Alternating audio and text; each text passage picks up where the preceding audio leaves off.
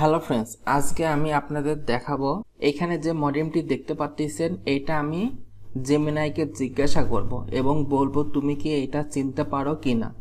আর যদি চিনতে পারো এইটার দাম কত এবং সমস্ত ডিটেলস আমি জিজ্ঞাসা করব। তাহলে চলেন আজকের ভিডিওটি শুরু করি। সর্বপ্রথম আমি জেমিনাই অ্যাপ্লিকেশনের ভিতর প্রবেশ করলাম। এখানে ভয়েসের ডান পাশে যে অপশনটা থাকবে এখানে ক্লিক করবেন।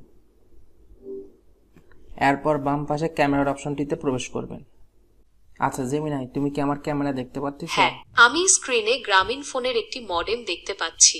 মডেমটি সম্পর্কে আপনার যদি কিছু জানানোর থাকে তবে জিজ্ঞাসা করতে পারেন। সর্বপ্রথম বলো এই মডেমের প্রাইস কত? যেহেতু এটি একটি পুরনো 3G মডেম, তাই সম্ভবত এর দাম এখন খুব বেশি হবে না। আপনি যদি গ্রামীণ ফোনের ওয়েবসাইট বা অনলাইন মার্কেটপ্লেসগুলোতে দেখেন তাহলে হয়তো এর কাছাকাছি দাম জানতে পারবেন।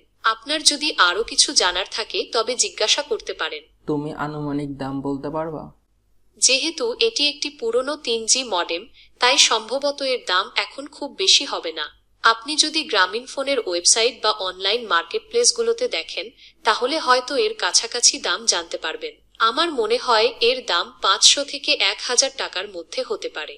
আপনার যদি আরও কিছু জানার থাকে তবে জিজ্ঞাসা করতে পারেন। আচ্ছা, এই মডেমটি আমি কি ফোনে ব্যবহার করতে পারবো নাকি পিসিতে অথবা ল্যাপটপে ব্যবহার করতে পারবো, আমাকে বলো। এই মডেমটি সাধারণত পিসি বা ল্যাপটপের জন্য তৈরি করা হয়েছে।